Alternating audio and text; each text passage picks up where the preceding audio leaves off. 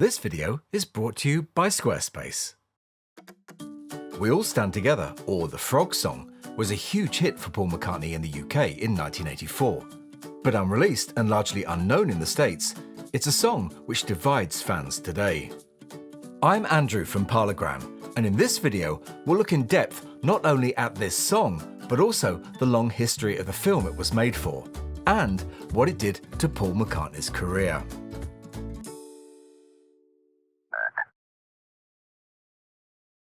Mary Had a Little Lamb is one of the first records I can remember hearing on the radio, and Paul's recent Granddude and Nandude books and songs prove that it's a genre he's never walked away from.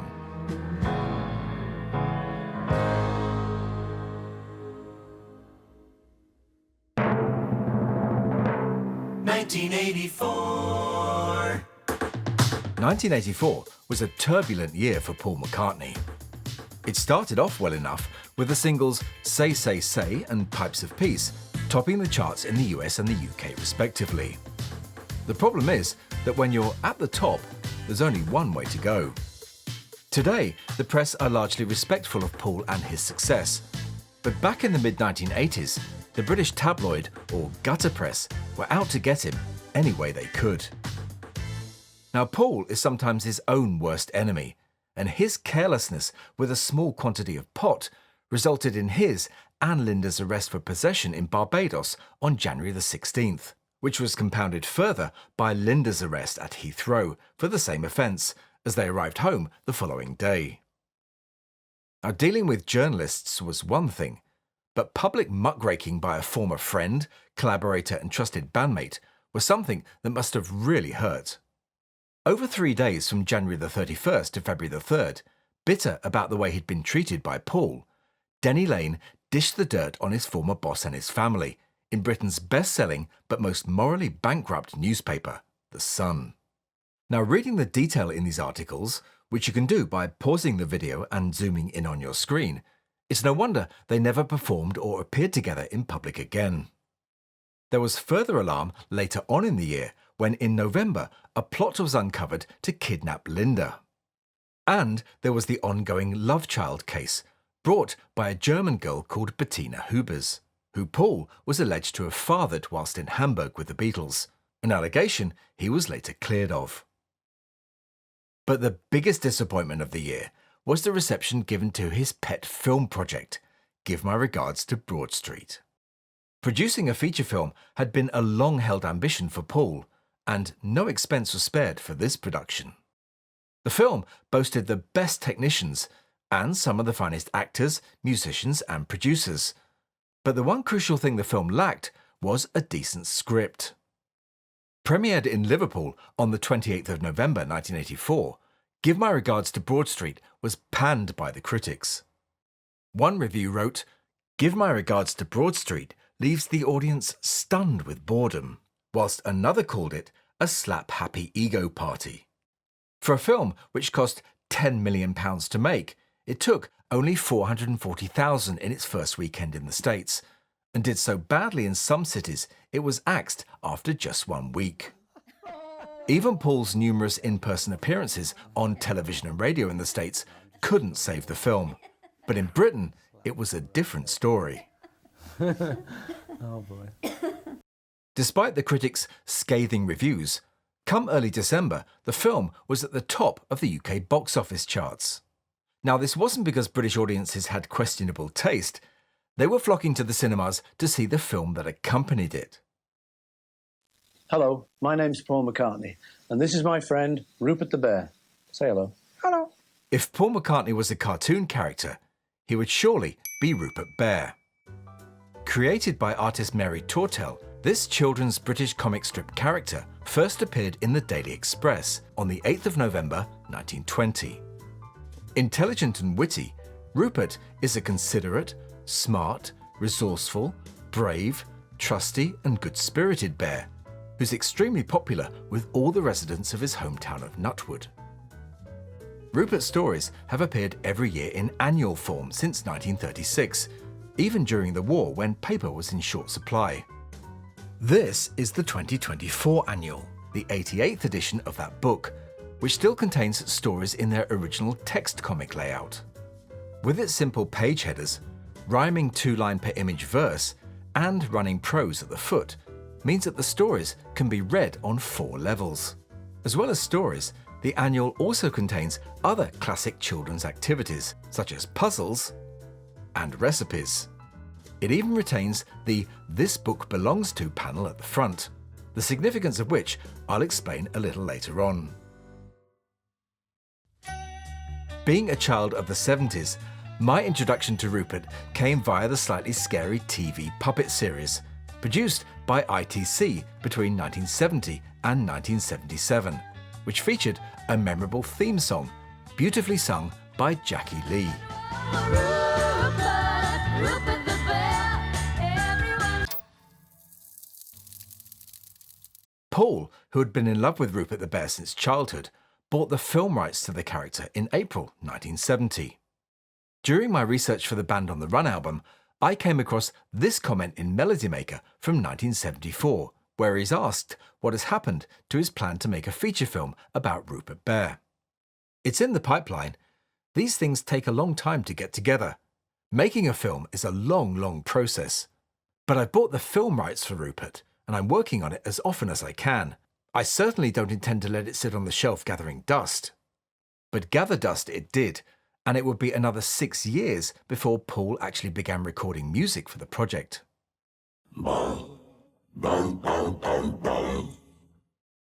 While John was in the studio recording tracks for Double Fantasy, Paul was putting down demos for a song he'd written called "We All Stand Together."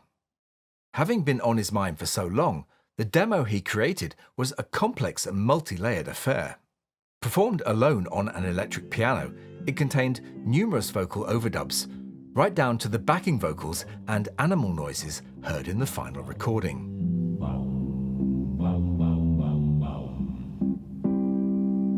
Win or lose, sink or swim, one thing is certain, we'll never give in. Side by side, hand in hand, we all stand together. The main recording session took place at George Martin's Air Studios on the 31st of October 1980, which was followed by 3 smaller sessions in early November.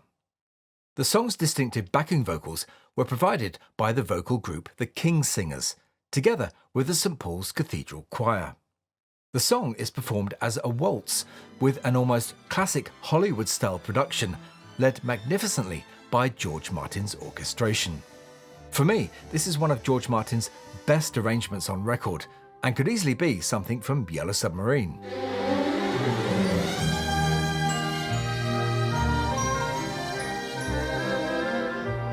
By separating the orchestra from the rest of the track, using the amazing La La La app I talked about last week, you can truly appreciate the beauty, not just of its composition, but also its performance by the London Philharmonic Orchestra.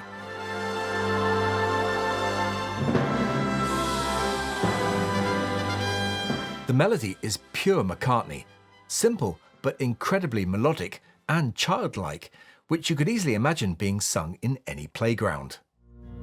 The record's B-side is billed as the humming version, a delightful, shorter version of the song arranged for acoustic guitar, electric piano and orchestra, with humming provided by the Finchley Children's Music Group, billed on the label as the Finchley Frogettes.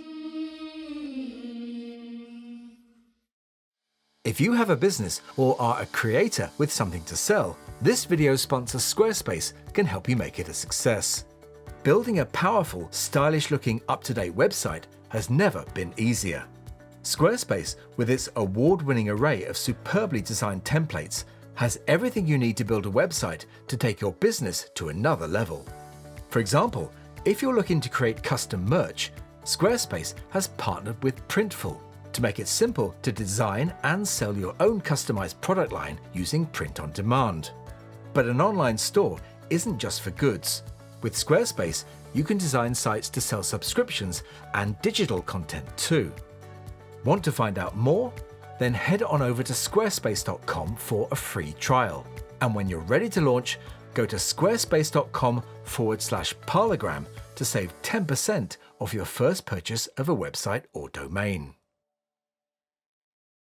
Now, I'd love to play you the songs in their entirety, but YouTube copyright issues prevent that. However, I have put links to YouTube videos where you can listen to the complete songs in the description. The single was released in the UK on the 12th of November 1984 and credited to Paul McCartney and the Frog Chorus. It was housed in this picture sleeve, shot by Terry O'Neill.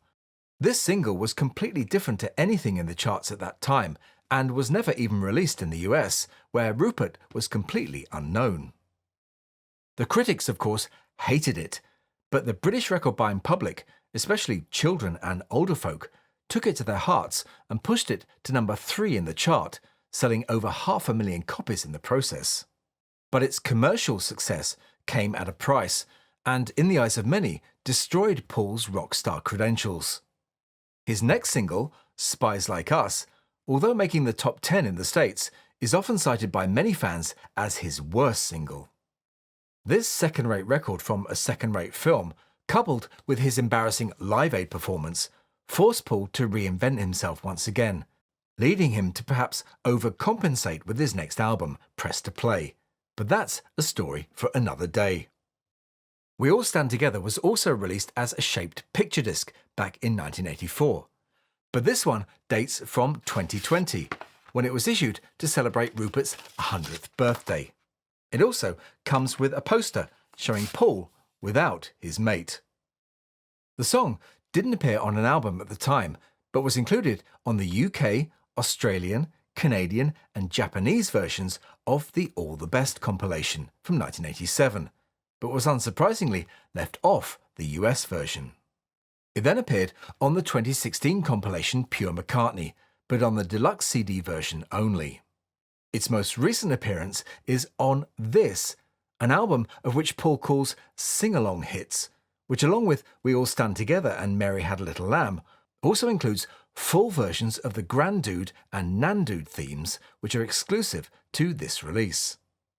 Now, the album comes in the form of this card, which is meant to be played on a portable audio device aimed at children called Yoto. Paul was among the early investors in this product, which is basically a smart speaker for kids.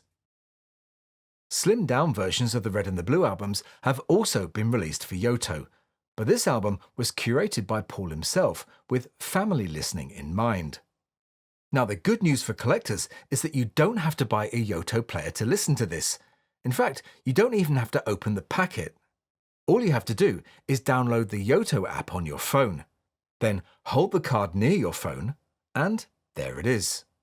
At the time of recording, this card costs £9.99, or €12.99 or dollars. I'll put a link in the description where you can order this from, which, by the way, isn't affiliated to or sponsored by Yoto.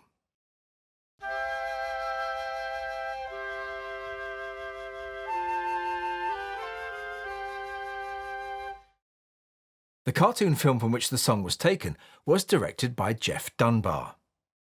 Dunbar had won the Palme d'Or in Cannes in 1975 for a film in which he turned Toulouse-Lautrec's sketchbooks into an animated short. Dunbar favoured a hand sketch style of animation and would later go on to produce the charming World of Peter Rabbit and Friends from the stories by Beatrix Potter, which were shown on the BBC in the UK and the Family Channel in the States in the early 1990s. The production of the Rupert Bear and the Frog Song animated film began in 1981 and, as I mentioned earlier, was released theatrically as an accompaniment to Give My Regards to Broad Street. The beginning of the film shows Paul in an attic, surrounded by the memories and clutter of childhood. Digging through the contents of a large chest, he comes across a copy of a Rupert annual, and after blowing off the dust, opens it up to see his name and address in the This Book Belongs To panel. The address written in the book is 12 Ardwick Road, the house Paul and his family lived in from 1950 until 1955, after which they moved into the now National Trust property of 20 Forthlim Road. However, the annual that Paul finds in the film is from 1958, 3 years after they left Ardwick Road. It wasn't that minor detail which made the news back in 1984. It was the problems the film was causing to the family living in that house. Superstar Paul McCartney got a rocket yesterday from the man living in his old house. Father of four, John Stanley, said Beatles fans have been besieging his home since Paul revealed the address in his latest pop video.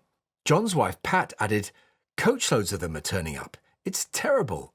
The house remains in private hands today, and visitors are not encouraged. The basic storyline of the 14-minute film is that Rupert goes for a walk and discovers a kingdom of frogs behind a waterfall. Then, in an event which apparently happens only once in a few hundred years, all the frogs get together and sing "We All Stand Together," with the whole event climaxing with the king and queen rising up out of the water.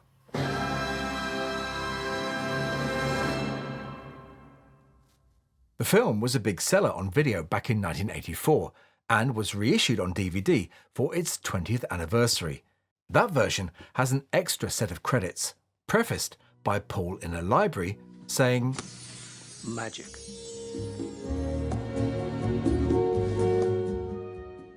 "We All Stand Together," like Mary Had a Little Lamb and Yellow Submarine before it, are songs you either love or hate. Now, I love We All Stand Together because for me, it totally succeeds at what it sets out to be, a heartwarming children's song from a charming cartoon film. Let me know how you feel about it in the comments. Give my regards to Broad Street, on the other hand, is a subject for another video. I really hope you enjoyed this one, and if you like what we're doing, you can support us by joining us over on Patreon, subscribing to the channel, or just liking this video. It all helps to keep the channel and me going. I'll be back next week with something else I hope you'll find interesting and entertaining. But it's all over for this one, so I'll say bye for now, and thanks for watching.